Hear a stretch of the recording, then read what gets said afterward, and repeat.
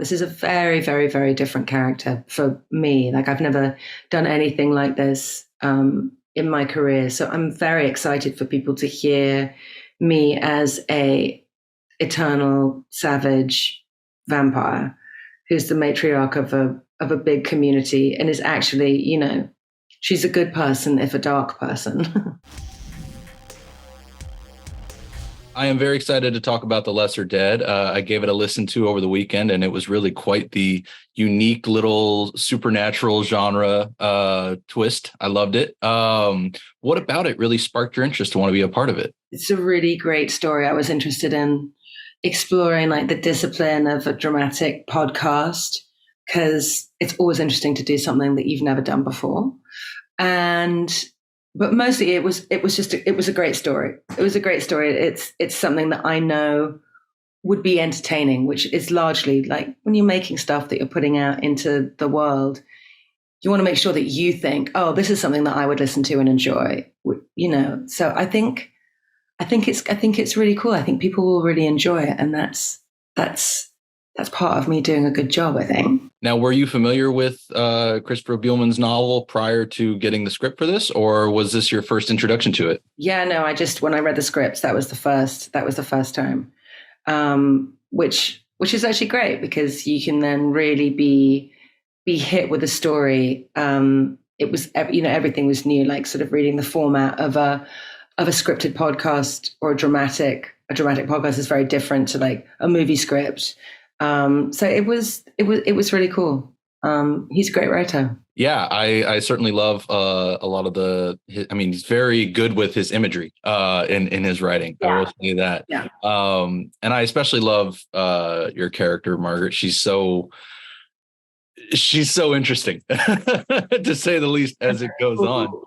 It's cool. It's great. She's great. It's great to visualize her as well as to like listen to her. I think she's really weird. I was going to say, what was it like for you getting to the heart of her through, obviously you're no stranger to voiceover work, whether it be Tarzan or even more recently with your own podcast. But what is it like getting to the heart of a character who primarily only exists on the page rather than a full, in life person? Yeah, it's no different. It's no different to creating a character for movies or for a TV show. Like it's the same process. Like there are certain things that you needed to kind of do technically, I suppose, when you're conveying something just with your voice and people can't take the cues from the way that you look.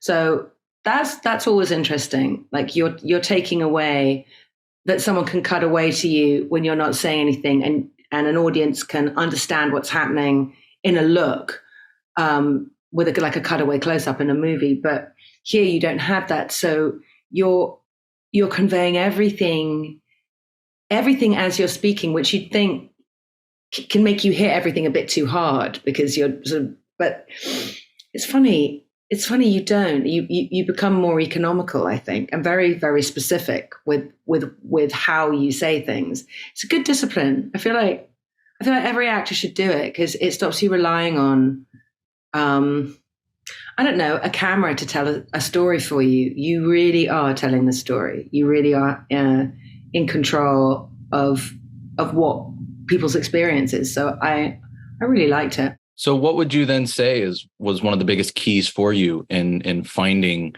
Margaret's voice for all of those directions that you just kind of discussed? It's just doing it, really. It's just doing it and seeing what works. Like, you're not burning any film or whatever the digital equivalent is now. You're not burning any time.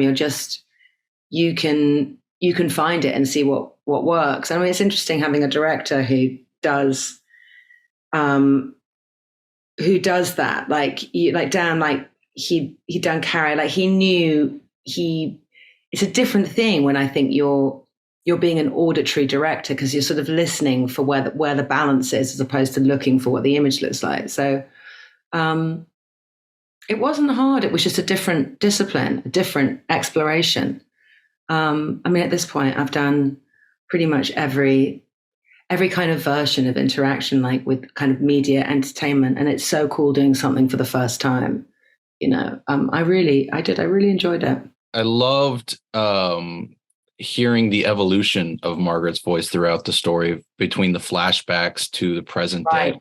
And I'm curious, obviously a lot of that is in the writing, but what is that like for you as a performer, practicing that for yourself, both in, like you say, in the takes as well as outside of the booth, finding, especially since it is an Irish accent in comparison to your natural accent. What is that like, finding all of that for you? I mean, in my opinion, you really shouldn't be doing an accent at all unless you've made it completely integral to that character.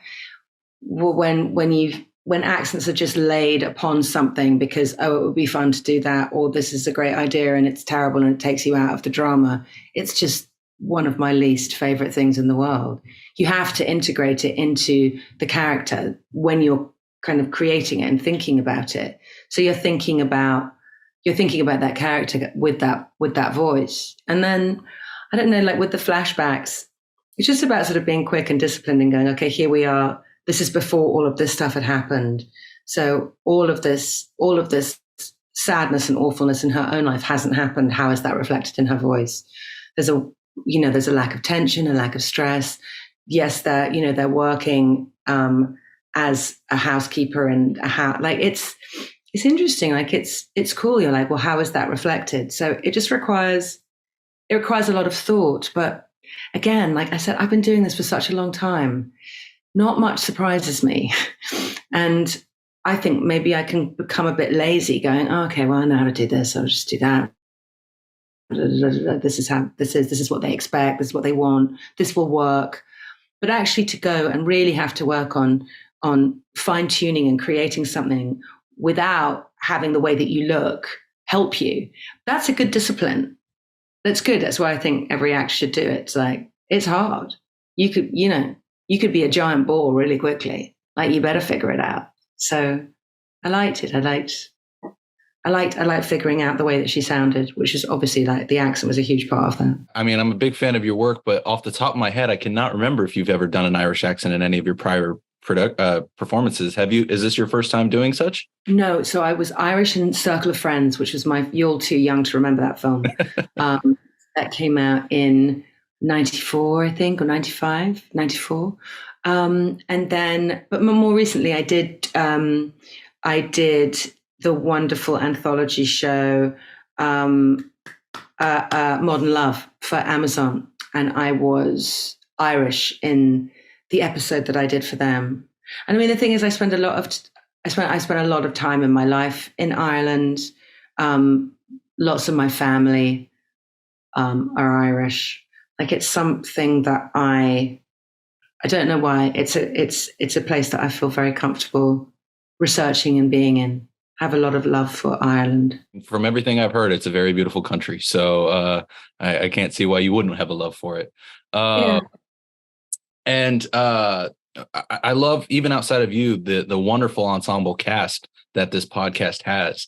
And I know that obviously with voiceover work, especially nowadays, actors don't often get to interact with one another during recordings, but I'm curious if you got to have any, even brief Zoom sessions with any of your co-stars for this one. Well, I was actually in studio with Jack, which was great. So we hung out.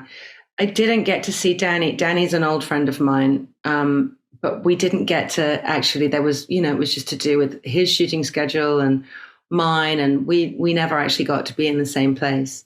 But yeah, Jack was the only other cast member that I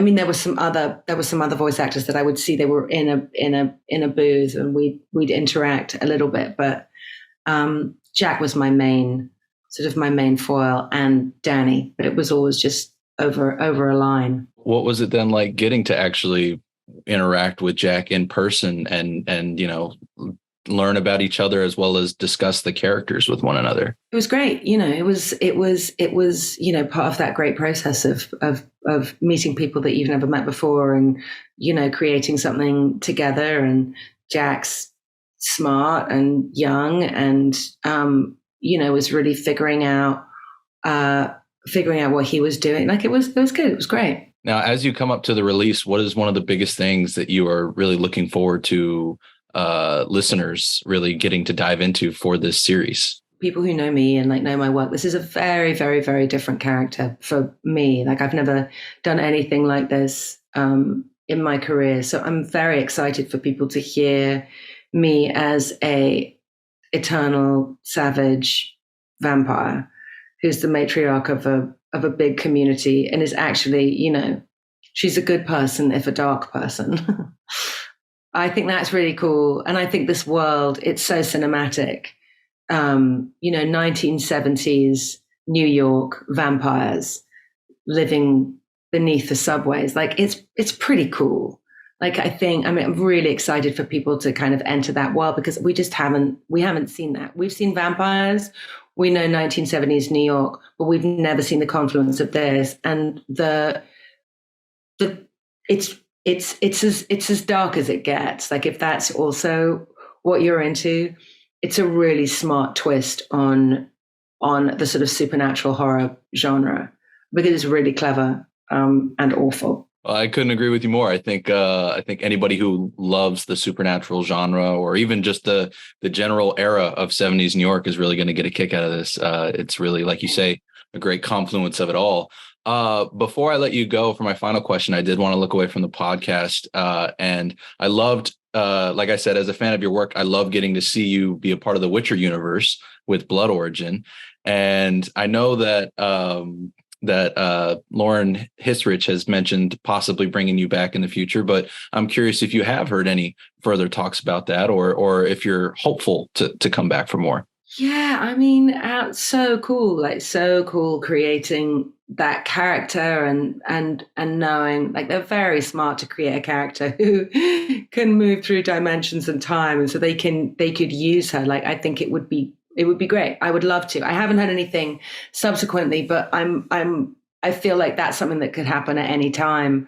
That if the writers go, oh, we need a character, we need Sandra to come in and connect these things. It would be great. It'd be great. It's always fun being part of a fantastic universe with a huge fan base. It's a cracking show. So yeah, I'd love to do that. We'll see if that happens. Well, I'm going to keep my fingers crossed for you then. And I look forward to spreading the word about The Lesser Dead because, yes, I no joke, I loved it. And I think people are going to really like it as well. So, Minnie, thank you so much for taking the time to chat. I greatly appreciate it. Thanks so much. Thank you.